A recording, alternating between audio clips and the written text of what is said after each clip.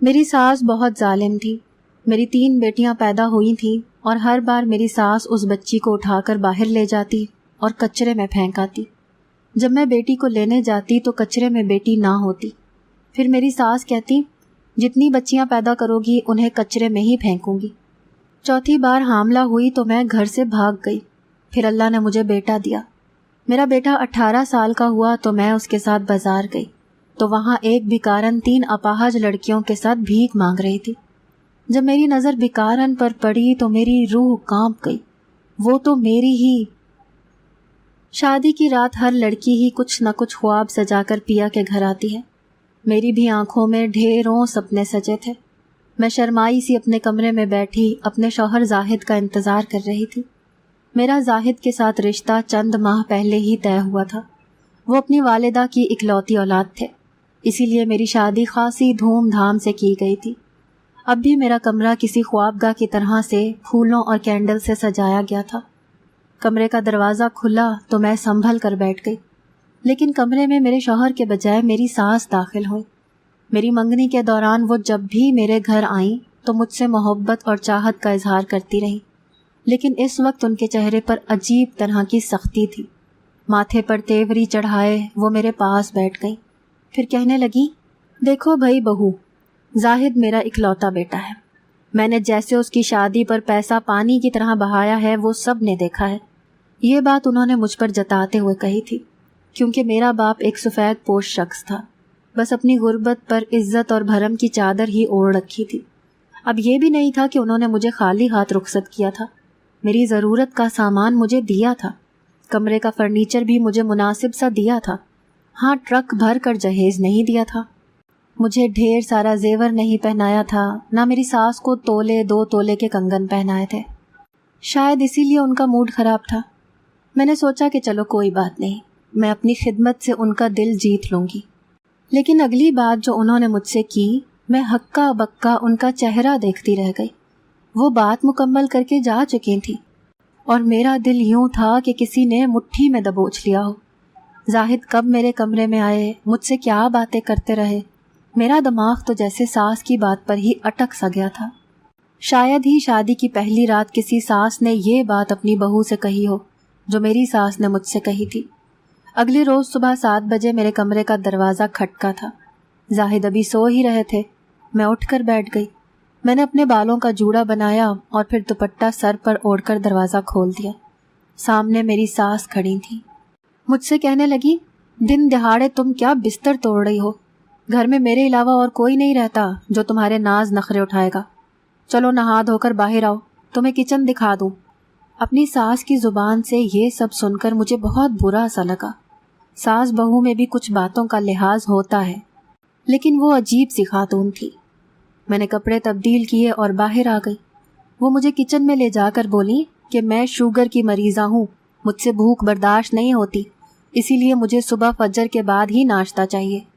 میں نے اس بات میں سر ہلا دیا. پورا دن وہ مجھے یہی بتاتی رہی کہ مجھے گھڑی کی سوئیوں کے ساتھ کس کس طرح سے سارے گھر کے کام کرنے ہیں. یہ سب سن کر پہلے ہی دن میرا سر چکرا کر رہ گیا تھا. مجھے تو لگا تھا میں اکلوتی بہو ہوں تو سسرال میں عیش کروں گی، مجھے کون سا بھرا سسرال سنبھالنا ہے. لیکن میرے سسرال میں میری ایک ساس ہی کافی تھی مجھے دن بھر گھن چکر بنانے کے لیے. فجر کے بعد سے جو میں کام کرنے شروع ہوتی تو رات کو بھی فارغ ہوتی تھی. مجھے اس وقت بہت برا لگا جب میرے سامنے ہی میری ساس نے اپنے گھر کی ملازمہ کو یہ کہہ کر کام سے نکال دیا کہ اب میری بہو آ گئی ہے، اب مجھے ملازمہ کی قطعاً ضرورت نہیں. مجھے اپنا اب بہو کم اور ملازمہ زیادہ لگ رہا تھا. میری شادی کو 4 ماہ گزر گئے اور ہر ماہ میری ساس مجھ سے یہ سوال کرتی تھی کہ تم حاملہ کیوں نہیں ہوئی؟ بھلا میرا اس بات پر کیا اختیار تھا؟ وہ ہر ماہ مجھے ہاسپٹل لے جاتی، میرا چیک اپ کرواتی، اور جب ٹیسٹ رپورٹ سے یہ معلوم ہوتا کہ میں حاملہ نہیں ہوں تو اس دن تو گویا میری شامت ہی آ جاتی. پہلی رات بھی میری ساس نے مجھ سے یہی کہا تھا کہ زاہد ان کی اکلوتی اولاد ہے، اسی لیے انہیں بیٹے چاہیے، اور یہ بھی کہا تھا کہ بعض لڑکیاں شادی کے بعد جلد بچہ نہیں چاہتی تاکہ کچھ عرصہ لائف کو انجوائے کر سکیں، یہ نہ ہو تم بھی ان چونچلوں میں پڑ جاؤ. بھلا ایسی باتیں کون بہو سے کرتا ہے؟ اور اب بھی وہ مجھے یہی تانے دیتی تھی کہ تم خود نہیں چاہتی کہ اولاد ہو۔ میں اگر زاہد سے یہ بات کرتی تو وہ کہتے تھے کہ میں اپنی والدہ کے معاملے میں تمہاری کوئی مدد نہیں کر سکتا، اسی لیے مجھ سے ایسی امید مت رکھنا کہ تمہاری وجہ سے میں اپنی ماں کا نافرمان بنوں گا۔ شادی کے چند ماہ ہی گزرے تھے اور میں اپنی ساس سے تنگ آ چکی تھی۔ وہ ہر وقت کسی عذاب کی طرح سے میرے سر پر سوار رہتی۔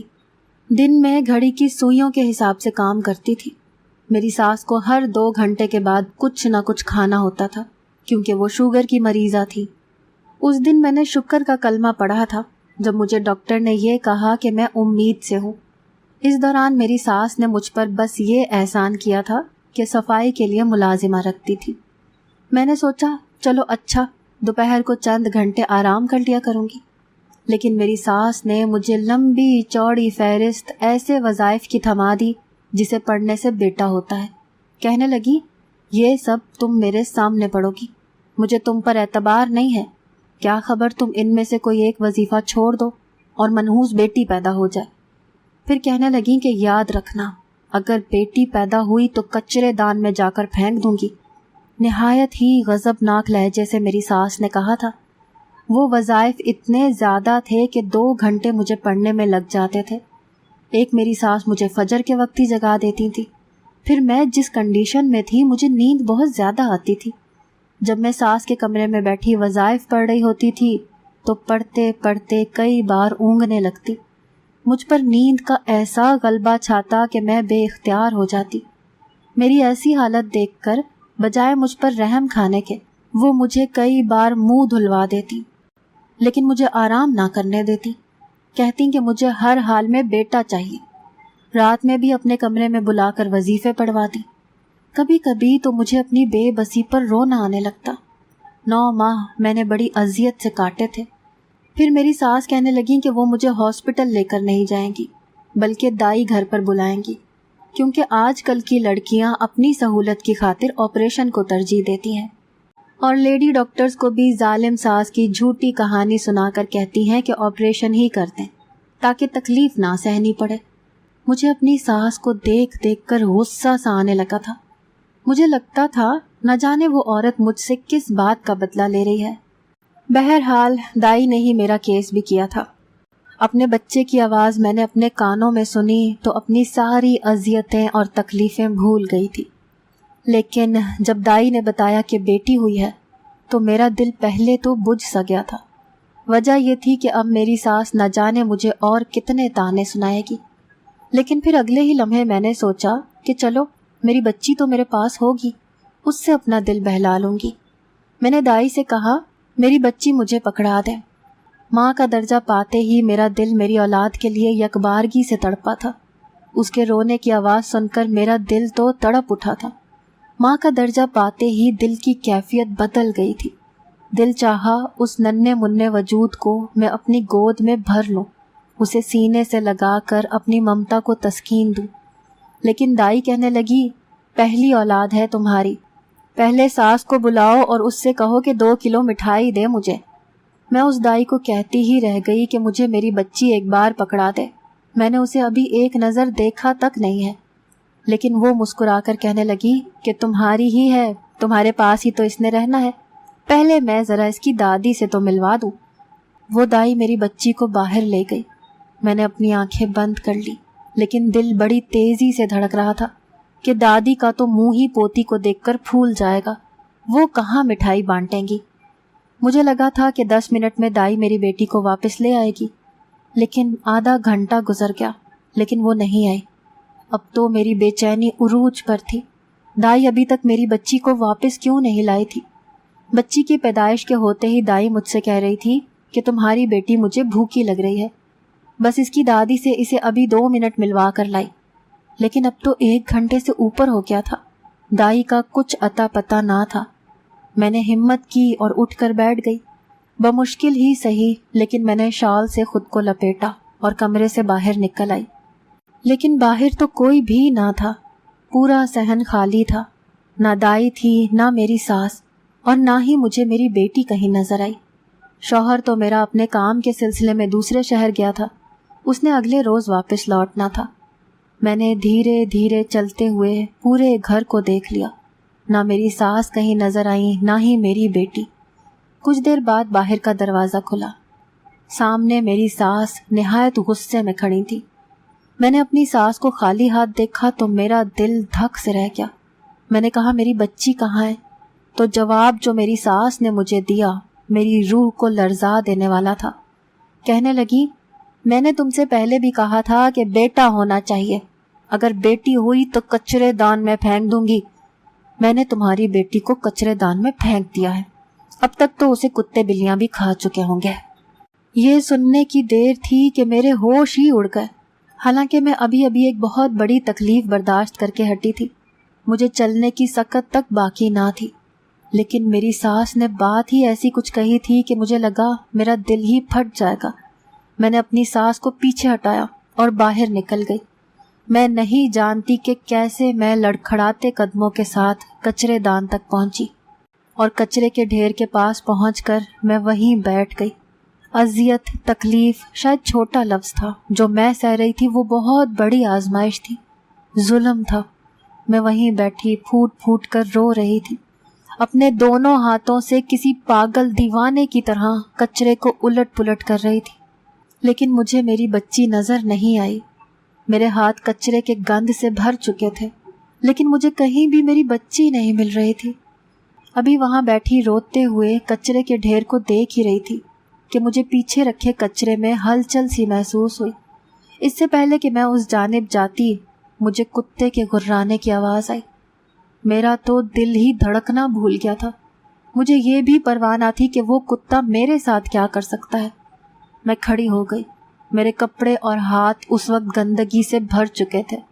میں اس کچرے کے ڈھیر کے اندر اس جگہ جانے لگی جہاں مجھے کتے کی آوازیں آ رہی تھیں۔ جب میں وہاں پہنچی تو یہ دیکھ کر میری جان نکل گئی۔ وہ کتا کچھ کھا رہا تھا اور اس کے منہ پر خون لگا ہوا تھا۔ یہ دیکھ کر میں چلا چلا کر رونے لگی، اس کتے کو مارنے لگی۔ وہ میری بچی کو کھا چکا تھا، میری ننھی منی جان کو اپنا نوالا بنا چکا تھا۔ میرا شور سن کر بہت سے لوگ وہاں جمع ہو گئے۔ وہ کتا میرے جنونی انداز پر بھاگ گیا۔ مجھ سے لوگ میرے رونے اور چلانے کی وجہ پوچھنے لگے۔ میں نے کہا وہ کتا میری بچی کھا گیا، اس کتے نے میری معصوم بچی کو نوچ کھایا ہے۔ لیکن سب مجھے پاگل سمجھ رہے تھے۔ وہاں سے میری ملازمہ کا گزر ہوا تو وہ مجھے اپنے ساتھ میرے گھر لے گئی۔ میری ساس کو میرے غم کی کوئی پرواہ نہ تھی، مجھے اپنی ہوش نہ تھی، میں روئے جا رہی تھی۔ ملازمہ نے ہی مجھے کپڑے تبدیل کروائے، مجھے گلے سے لگا کر تسلی بھی دی۔ رات کو میرا شوہر آیا تو اس کی آنکھیں بھی سرخ ہو رہی تھیں۔ کہنے لگا اللہ کی مرضی ہے، میں اور تم کیا کر سکتے ہیں۔ مجھے امی نے بتایا ہے کہ بچی پیدا ہوتے ہی مر گئی تھی، وہ تھی بھی، اسی لیے اسے جلد ہی دفنا بھی دیا گیا۔ مجھے جیسے ہی پتہ چلا میں اپنا کام چھوڑ کر واپس آ گیا۔ اپنے شوہر کے منہ سے یہ سب سن کر میرا صبر کا پیمانہ لبریز ہو چکا تھا۔ میں چلانے لگی۔ میں نے کہا جھوٹ بولتی ہے تمہاری ماں، اس نے میری بچی کچرے میں پھینک دی تھی، میری بچی کو کتا کھا گیا، میں نے خود کتے کو کھاتے ہوئے دیکھا ہے۔ تمہاری ماں نے میری بچی کو کچرے میں پھینک دیا، میں اس عورت کو کبھی معاف نہیں کروں گی۔ میری بات سن کر میرا شوہر بجائے میری بات کو سمجھنے کے مجھ سے لڑنے لگا۔ کہنے لگا تمہیں شرم نہیں آتی مجھ سے ایسی بات کرتے ہوئے؟ میری ماں بھلا کیوں کرے گی ایسا؟ میں مانتا ہوں کہ تمہارا غم چھوٹا نہیں ہے، لیکن ایسا بھی کیا پاگل پن کہ تم میری ماں پر الزام تراشی شروع کر دو۔ میں نے کہا میں سچ کہہ رہی ہوں۔ میرے شوہر نے میرے گھر والوں کو بھی بلا لیا اور اس دائی کو بھی کہ وہ دائی بتائے کہ آخر ہوا کیا تھا۔ دائی کہنے لگی بچی کو پیدا ہوتے ہی سانس لینے میں دشواری ہو رہی تھی، جیسے ہی میں اسے باہر لائی تو اس کا سانس اور زیادہ اکھڑنے لگا اور وہ بچی 10 منٹ کے اندر اندر دم توڑ چکی تھی اور نیلی ہونے لگی تھی۔ تمہاری بیوی کو اس لیے نہیں بتایا کہ وہ ایک تکلیف برداشت کر کے ہٹی تھی، اتنا بڑا غم اچانک سہ نہیں سکتی تھی اور نہ ہی آنکھوں سے اپنی مری ہوئی بیٹی کو دیکھ سکتی تھی، اسی لیے بڑی بیوی میرے ساتھ ہی قبرستان میں اسے جا کر دفنا کے آ گئی تھی۔ میرے شوہر نے یہ سن کر میری والدہ سے کہا واپس لے جائیں اپنی بیٹی کو، اس کی ہمت بھی کیسے ہوئی میری ماں پر الزام لگانے کی۔ میرا شوہر غصے سے بپھرا پڑا تھا۔ میرے ماں باپ صرف اس لیے چپ تھے کہ میرے سسرال کے معاملے میں پیسے میں کم تھے۔ پھر ہم 4 بہنیں ہی تھیں، بھائی کوئی نہیں تھا۔ زاہد نے کہا لے جائیں اسے ابھی یہاں سے، جب اس کا دماغ درست ہو جائے گا تو بتا دیجیے گا، میں لینے آ جاؤں گا۔ اس وقت جتنے غصے میں زاہد تھے اتنا ہی غصہ مجھے آ رہا تھا۔ اگر سچ میں میری بیٹی مر چکی تھی تو میری ساس نے جھوٹ کیوں بولا؟ میں میکے واپس چلی گئی۔ میں نے اپنی ماں کو سب کچھ سچ سچ بتا دیا۔ میری والدہ میرے سامنے ہاتھ جوڑ کر رونے لگی، کہنے لگی تمہاری دوسری بہن کی بڑی مشکل سے ایک جگہ بات طے ہوئی ہے، اگر تم گھر پر آ کر بیٹھ گئی تو دوسری کا بھی رشتہ ٹوٹ جائے گا، اور اگر ایک بیٹی کو طلاق ہو جائے تو لوگ الزام عورت پر ہی لگاتے ہیں، اس کی دوسری بہنوں کو بھی کوئی نہیں پوچھتا، سب کہتے ہیں کہ جب ایک نے گھر نہیں بسایا تو دوسری بھی نہیں بسائے گی۔ میں چپ سی ہو گئی۔ میری ماں ہاتھ جوڑے مجھ سے اس جہنم میں جانے کا کہہ رہی تھی جہاں وہ جلاد عورت رہتی تھی، جس کے سینے میں دل نہیں پتھر رکھا تھا۔ میں نے اپنی والدہ کے دونوں ہاتھ پکڑ لیے اور کہا کہ آپ فکر نہ کریں، میں واپس چلی جاؤں گی۔ چند دن بعد میں نے خود زاہد کو فون کیا، اسے کہا کہ مجھے معاف کر دیں، میں صدمے کی حالت میں تھی، مجھ سے غلطی ہو گئی ہے۔ میری بات سن کر وہ مجھے لینے آ گئے، لیکن گھر پہنچتے ہی کہنے لگے پہلے میری ماں کے پاؤں پکڑ کر اس سے معافی مانگو، تبھی تم اس گھر میں رہ سکتی ہو۔ میرے پاس پیچھے کا کوئی راستہ ہی نہ تھا، اسی لیے اپنی ساس کے پاؤں پکڑ کر میں نے معافی مانگ لی۔ وہ اس وقت ایسے کرسی پر ٹانگ رکھ کر بیٹھی تھی جیسے انسان سے فرعون بن چکی ہو۔ میری زندگی پھر کسی مشین کی طرح سے گزرنے لگی۔ دوسری بیٹی ہوئی، تب بھی یہی کہا گیا کہ پیدا ہوتے ہی مر گئی تھی۔ اس بار میں نے اپنی بیٹی دیکھی تھی، اسے سینے سے بھی لگا کر پیار کیا تھا، وہ صحت مند تھی۔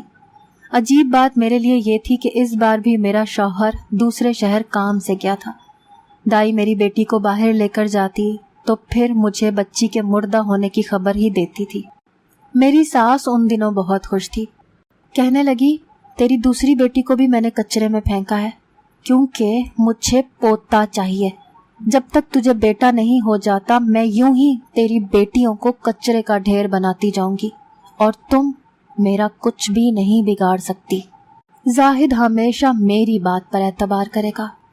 یہ بات تو میں بھی سمجھ چکی تھی کہ میرا شوہر صرف ایک ظالم عورت کا فرما بردار بیٹا ہے، وہ صرف اپنی ماں کی بات پر ہی ایمان لائے گا، میری بات پر یقین نہیں کرے گا۔ جب میں تیسری بار امید سے ہوئی تو میں نے رو رو کر دعا کی کہ بیٹا ہو جائے، لیکن تیسری بار بھی بیٹی ہی ہوئی۔ اس بار بھی میرا شوہر دوسرے شہر تھا۔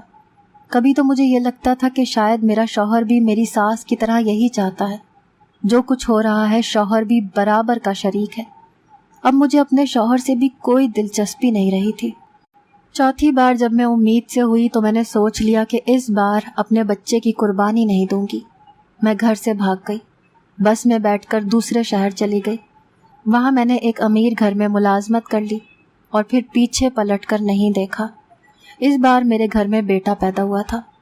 میں جانتی تھی اگر اب میں اپنے گھر میں واپس گئی تو میری ساس اور میرا شوہر میری بہت قدر کریں گے، لیکن میرا دل خراب ہو چکا تھا۔ جس گھر میں میں ملازمت کرتی تھی وہ ایک نیک دل خاتون تھی، اس کے آگے پیچھے کوئی نہ تھا۔ میں نے اس عورت کی بہت خدمت کی، مرنے سے پہلے اس عورت نے اپنی ساری جائیداد میرے نام کر دی۔ اب میں غریب نہیں رہی تھی، بہت زیادہ امیر ہو چکی تھی، اتنی کہ میرے گھر میں 10 ملازمین تھے۔ وقت یوں ہی گزرنے لگا۔ میرا بیٹا اب بڑا ہو گیا تھا، 18 سال کا ہو گیا تھا۔ ایک بار میں اس کے ساتھ بازار گئی تو وہاں میری نظر 3 جوان مگر اپاہج لڑکیوں پر پڑی۔ خاصی جوان اور خوبصورت تھیں، لیکن تھیں اپاہج۔ میں نے انہیں اچھے پیسے دیے تھے، لیکن نہ جانے کیوں وہ مجھے دیکھے جا رہی تھیں۔ میں نے ان سے پوچھا کہ وہ یہاں اکیلی ہیں؟ وہ کہنے لگی نہیں، ایک بوڑھی اماں بھی ہیں۔ میں نے سوچا چلو اس بوڑھی اماں سے بھی مل لیتی ہوں، اسے بھی صدقہ خیرات دے دوں گی۔ لیکن جیسے ہی میری نظر اس عورت پر پڑی میرے ہوش ہی اڑ گئے۔ میں کیسے اس عورت کی شکل بھول سکتی تھی؟ وہ عورت میری ساس تھی، وہ بھی مجھے پہچان گئی تھی۔ مجھے دیکھ کر رونے لگی، معافیاں مانگنے لگی، کہنے لگی مجھے تمہاری بد دعا لگ گئی، میں نے تم سے تمہاری اولاد کو دور کیا تھا۔ میرا بیٹا زاہد مجھ سے دور ہو گیا، وہ دبئی نوکری کرنے گیا تو واپس آیا ہی نہیں۔ اس نے وہاں شادی کر لی اور پھر واپس پلٹ کر مجھے دیکھا ہی نہیں، مجھے پوچھا نہیں کہ میں زندہ ہوں یا مر گئی۔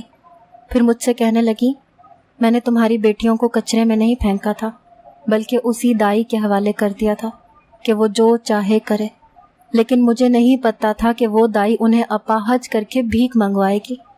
جب میرا سب کچھ برباد ہو گیا تو میں اسی دائی کے پاس آئی تو پتا چلا کہ اس نے میری تینوں پوتیوں کو اپاہج کر دیا ہے۔